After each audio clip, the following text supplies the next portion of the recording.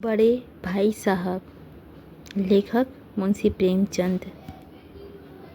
मेरे भाई साहब मुझसे 5 साल बड़े, लेकिन केवल 3 दर्जे आगे। उन्होंने भी उसी उम्र में पढ़ना शुरू किया था जब मैंने शुरू किया था, लेकिन तालीम जैसे महत्वपूर्ण के मामले में वह जल्दबाजी से काम लेना पसंद न करते थे। इस भवन की बुनियादी खूब मजबूत डालना चाहते थे, जिस पर आलीशान महल बन सके। 1 साल का काम 2 साल में करते थे, कभी कभी 3 साल भी लग जाते थे। बुनियाद ही पुख्ता ना हो तो मकान कैसा पायरेदार बने। मैं छोटा था, वह बड़े थे। मेरी उम्र 9 साल की थी, वह 14 साल के थे। उन्हें मेरी तनबीह और निगरानी का पूरा और जन्मसिद्ध अधिकार था, और मेरी शालीनता इसी में थी कि उसके हुक्म को कानून समझूं। वह स्वभाव में बड़े अध्ययनशील थे, हरदम किताब खोले बैठे रहते, और शायद दिमाग को आराम देने के लिए कभी कॉपी पर, कभी किताब के हाशियों पर चिड़ियों, कुत्तों, बिल्लियों का तस्वीर बनाया करते थे। कभी कभी एक ही नाम या शब्द या वाक्य 10 बार लिख डालते थे। कभी एक शेर को बार बार सुंदर अक्षरों में नकल करते, कभी ऐसी शब्द रचना करते जिसमें ना कोई अर्थ होता, ना कोई असमंजस।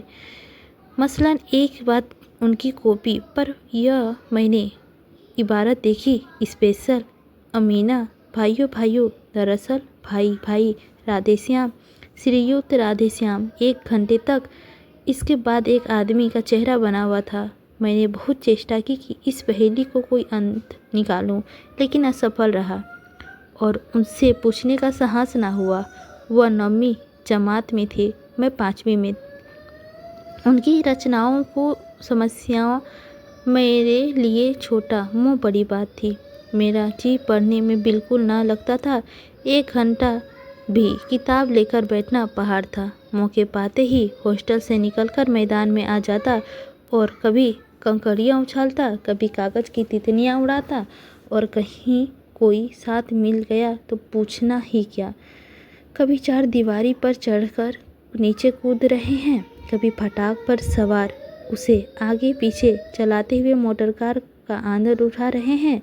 लेकिन कमरे में आते ही भाई साहब का रौद्र रूप देखकर प्राण सूख जाते। उसका पहला सवाल होता, कहाँ थे? हमेशा यही सवाल इसकी ध्वनि में पूछा जाता था, और इसका जवाब मेरे पास केवल मौन था। ना जाने मुंह से यह बात क्यों ना निकलती कि जरा बाहर खेल रहा था। मेरा मौन कह देता था कि मुझे अपना अपराध स्वीकार है, और भाई साहब के लिए इसके सिवा और कोई इलाज ना था कि सने और रोष से भी मिले शब्द मेरा सत्कार करे। इस तरह अंग्रेजी पढ़ोगे तो जिंदगी भर पढ़ते रहोगे, और एक हफ ना आएगा। अंग्रेजी पढ़ना कोई हंसी खेल नहीं है, जो चाहे पढ़ा ले। नहीं ऐरा गैरा नत्थो खौरा। अभी अंग्रेजी विद्वान हो जाते। यहाँ रात दिन आंखें फोड़नी पड़ती है और अंग्रेजी चलाना पड़ता है, तब कहीं यह विद्या आती है। और आती क्या है? हाँ, कहने को आती है। बड़े बड़े विद्वान भी शुद्ध अंग्रेजी नहीं लिख सकते, बोलना तो दूर रहा। और मैं कहता हूँ, तुम कितने खोखा हो कि मुझे देखकर भी सबक नहीं लेते।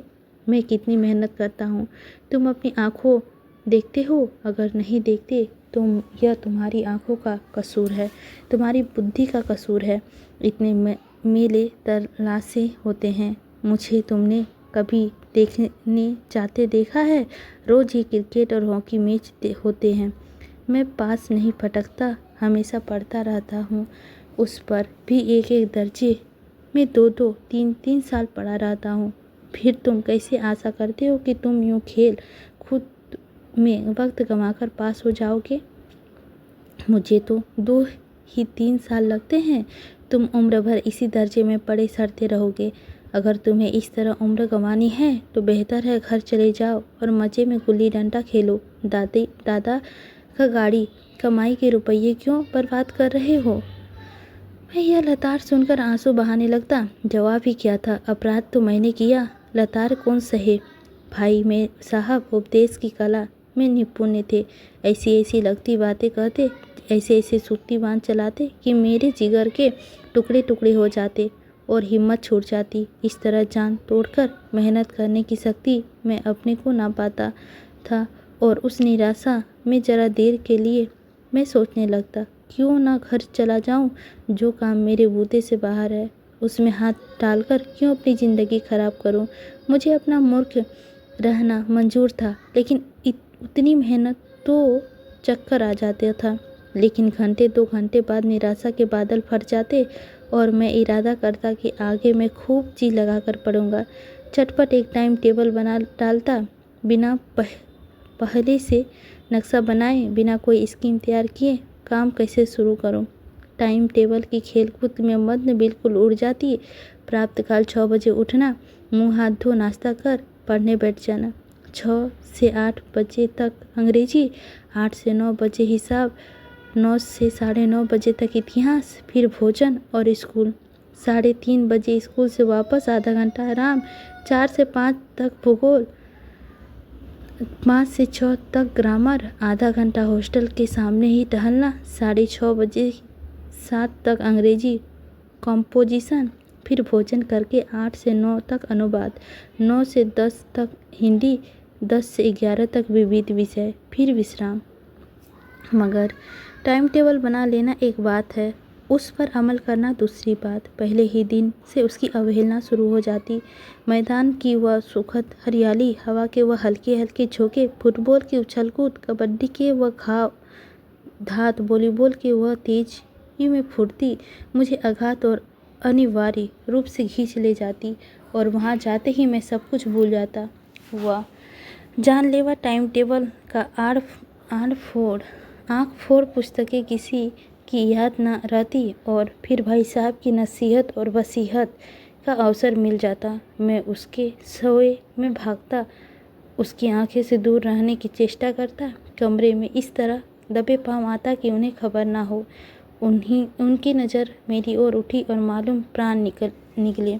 हमेशा सिर में एक नंगी तलवार सी लुढ़कती मालूम होती। फिर भी जैसे मौत और विपत्ति के बीच में भी आदमी मोह और माया के बंधन में जकड़ा रहता है। मैं फटकार और गुड़कियाँ खाकर भी खेलकूद का तिरस्कार न कर सका। सालाना इम्तिहान हुआ। भाई साहब फेल हो गए, मैं पास हो गया और दर्जे में प्रथम आया। मेरे और उनके बीच केवल 2 साल का अंतर रह गया। जी मैं आया भाई साहब के आड़े हाथ धो लूं।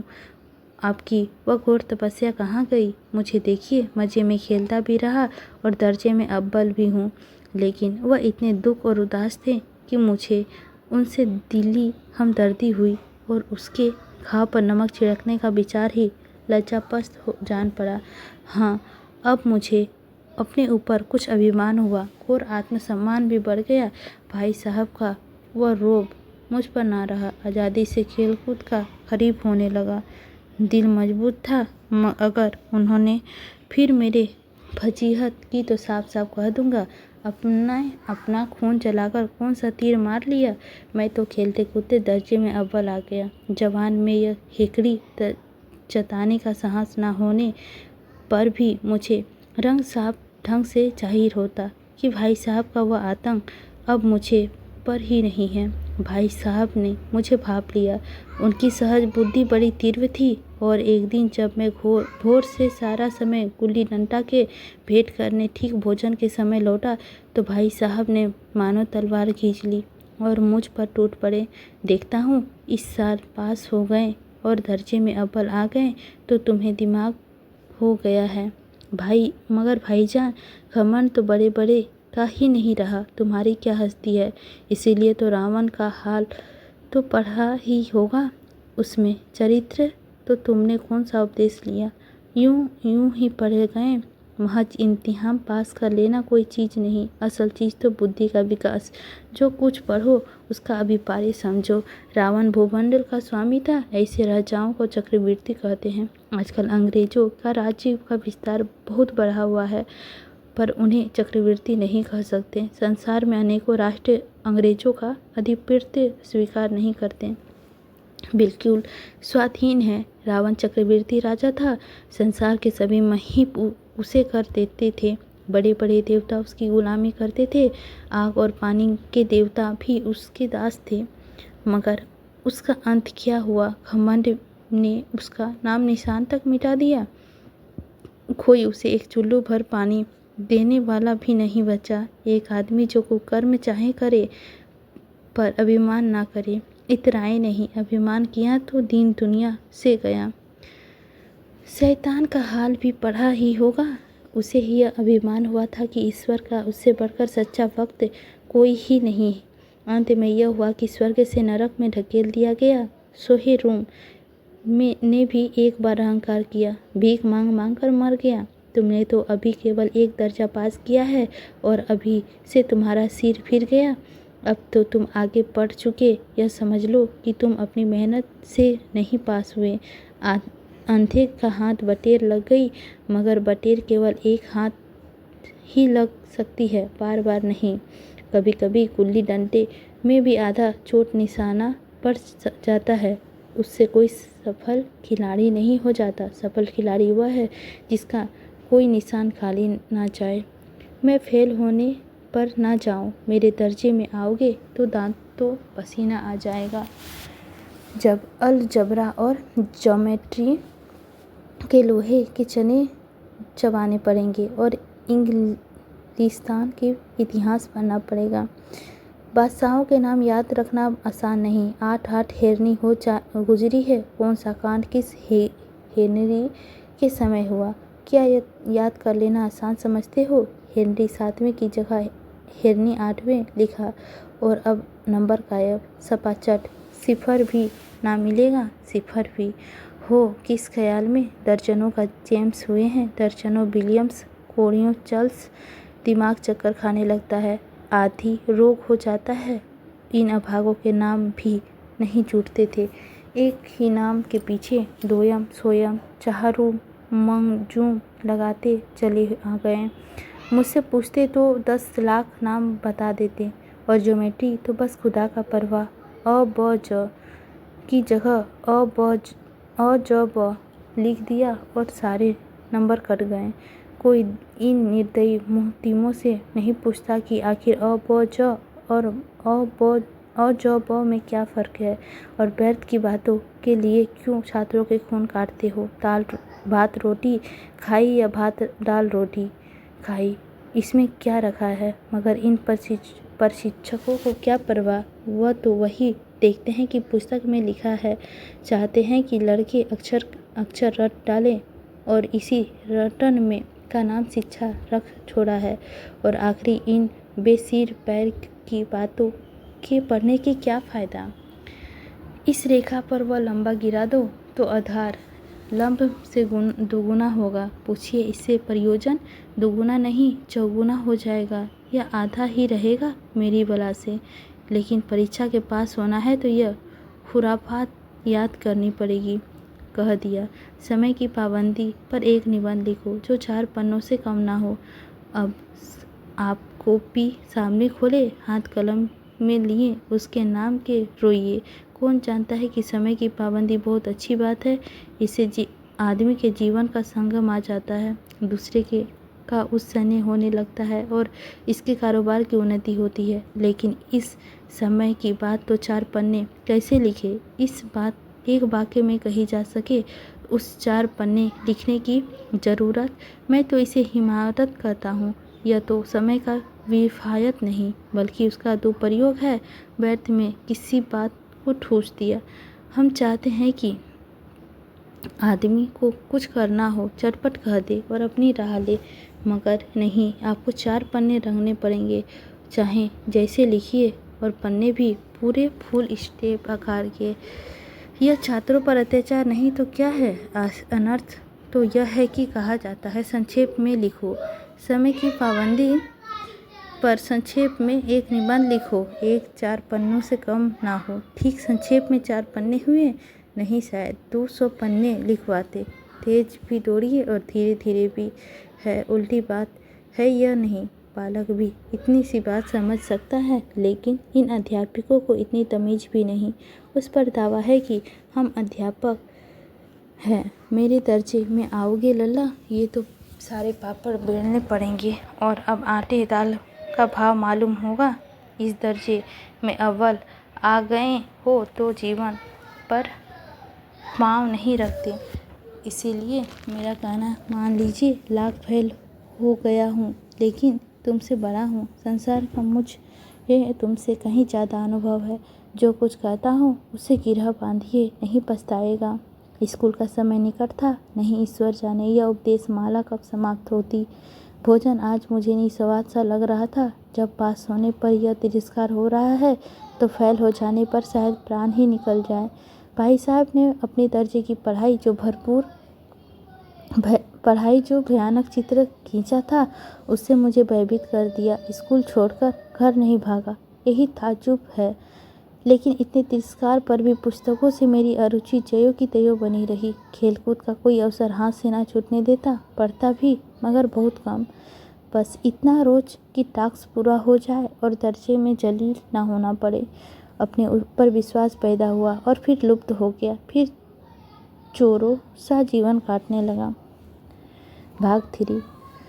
फिर सालाना इम्तिहान हुआ और कुछ ऐसा संयोग हुआ कि मैं पास हुआ और भाई साहब फिर फेल हो गए। मैंने बहुत मेहनत ना की, पर न जाने कैसे दर्जे में अव्वल आ गया। मुझे खुद आश्चर्य हुआ। भाई साहब ने पर्याप्त परिश्रम किया था। कोर्स में एक एक शब्द चट कर गए। 10 बजे तक रात का इधर, 4 बजे भोर से उधर, 6 से 9:30 तक स्कूल जाने से पहले मुद्रा कांतिहीन हो गई थी, मगर बेचारे फेल हो गए। मुझे उन पर दया आती थी। नतीजा सुनाया गया। वह तो रो पड़े और मैं भी रोने लगा। अपने पास होने वाली खुशी आधी हो गई। मैं भी फेल हो गया होता तो भाई साहब को कितना दुख ना होता, लेकिन विधि की बात कौन टाले। अब भाई साहब के बीच में केवल एक दर्जे का अंतर और रह गया। मेरे मन में एक कुटिल भावना उदय हुआ कि कहीं भाई साहब 1 साल और फेल हो जाएं तो उनके मन में बराबर हो जाऊं। फिर वह किस आधार से मेरी फजीहत कर सकेंगे। लेकिन मैंने इस कमीने विचार को दिल में बलपूर्वक निकाल डाला। आखिर वह मुझे मेरे हित के विचार के लिए डांटते हैं। मुझे उस वक्त अभिप्रिय लगता है अवश्य, मगर वह शायद उसके उपदेशों के लिए असर हो कि मैं दनादन पास होता जाता हूँ और इतने अच्छे नंबर से। भाई साहब बहुत कुछ नर्म पड़ गए थे। कई बार मुझे डांटने का अवसर पाकर भी उन्होंने धीरज से काम लिया। शायद अब वह खुद समझने लगे थे कि मुझे डांटने का अधिकार नहीं रहा, या रहा भी बहुत कम। मेरी स्वतंत्रता भी बढ़ी कि उनकी सहानुभूति की अनुचित लाभ उठाने लगा।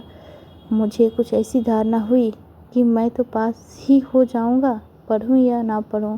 मेरी तकदीर बलवान है। इसीलिए भाई साहब से डर से जो थोड़ा बहुत पढ़ लिया करता था वह भी बंद हुआ। मुझे कनखोबियाँ उड़ाने का नया शौक़ पैदा हो गया। अब सारा समय पतंगबाजी ही वेट होता। फिर भी मैं भाई साहब का अदब करता था और उनकी नज़र बचाकर कनखोबियाँ उड़ाता था। माछा देना, कन्ने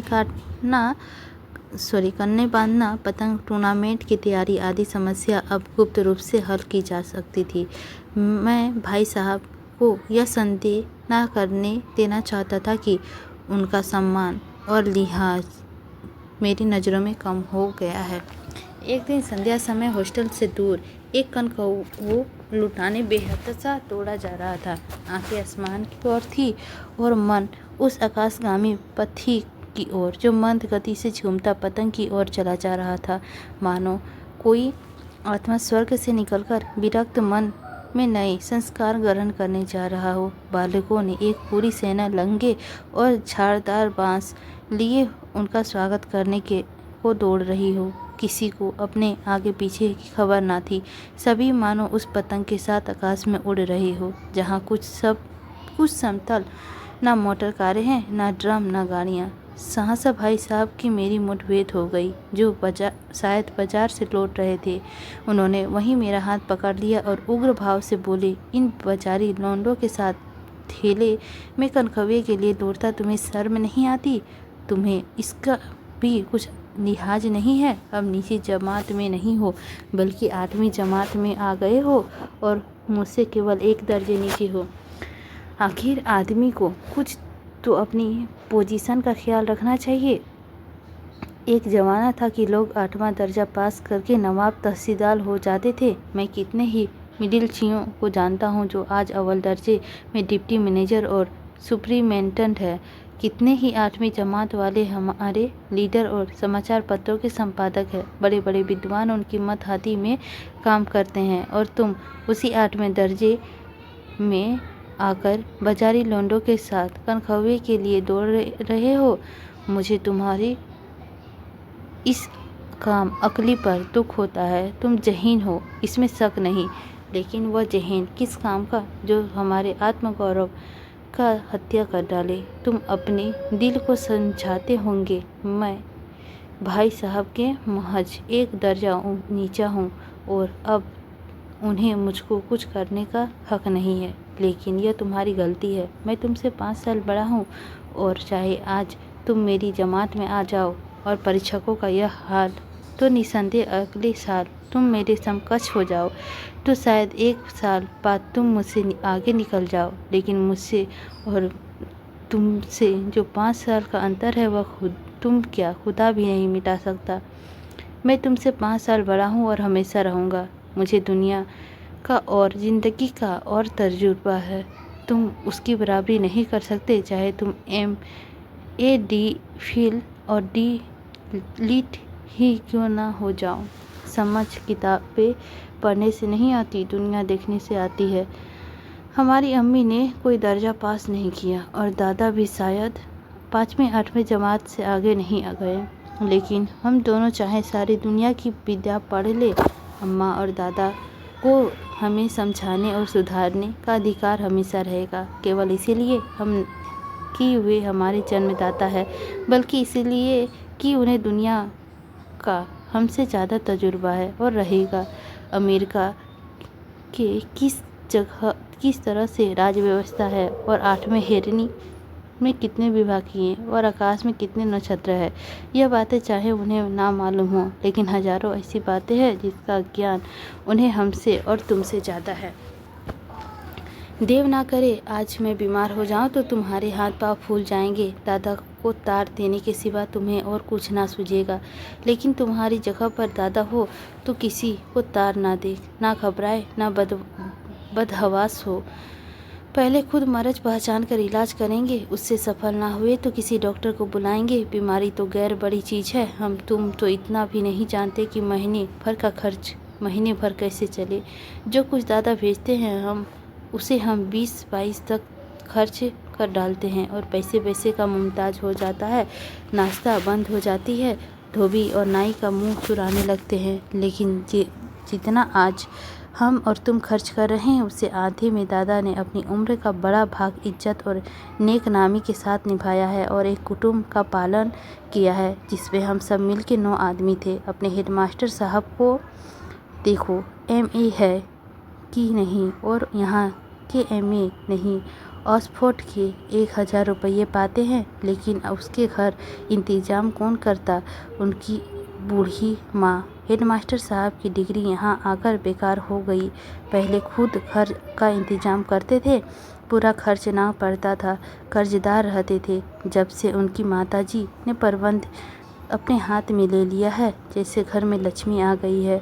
तो भाईजान यह ज़रूर दिल से निकाल डालो कि तुम मेरे समीप आ गए हो और अब स्वतंत्र हो। मेरे देखते तुम बेराह ना चलने पाओगे। अगर तुम यूँ ना मानोगे तो मैं थप्पड़ इसका प्रयोग भी कर सकता हूँ। मैं जानता हूँ तुम्हें मेरी बातें जहर लग रही है। मैं उसकी इस नई युक्ति से नतमस्तक हो गया। मुझे आज सचमुच अपनी लघुता का अनुभव हुआ और भाई साहब के प्रति मेरे मन में श्रद्धा उत्पन्न हुई। मेरे सज्जन आँखों से कहा, हरगिज़ नहीं, आप जो कुछ फरमा रहे हैं वह बिल्कुल सच है और आपको कहने का अधिकार है। भाई साहब ने मुझे गले से लगा लिया और बोले, मैं कनखौवे उड़ाने को मना नहीं करता, मेरा भी जी ललचाता है, लेकिन मैं क्या करूं? खुद बेराह चलूं तो तुम्हारी रक्षा कैसे करूं? यह कर्तव्य भी तो मेरे सिर पर है। संयोग से उसी वक्त एक काटा हुआ कनकौवा हमारे ऊपर से गुजरा। उसी डोर लटक रहे थे। लड़कों ने एक गोल पीछे पीछे दौड़ा चला आता था। भाई साहब लंबे ही हैं। उछलकर उसकी डोर पकड़ ली और बेहतर हॉस्टल की तरफ दौड़ी और पीछे पीछे दौड़ रहा था। मैं पीछे पीछे दौड़ रहा था। इसी के साथ हमारे इस कहानी का भी अंत होता है बड़े भाई साहब। आई होप आप लोगों को अच्छी लगी होगी। लाइक कीजिएगा, चैनल पर नए होंगे तो सब्सक्राइब कीजिएगा और हमें कमेंट करके बताइएगा कि इस वाचन में क्या कमी है। और हाँ, यदि लग रहा है किसी के साथ शेयर करना तो बेहिचक उसके साथ शेयर कर सकते हैं, ताकि उसे भी कुछ मदद मिले और आप लोगों को भी कुछ हेल्प हो सके।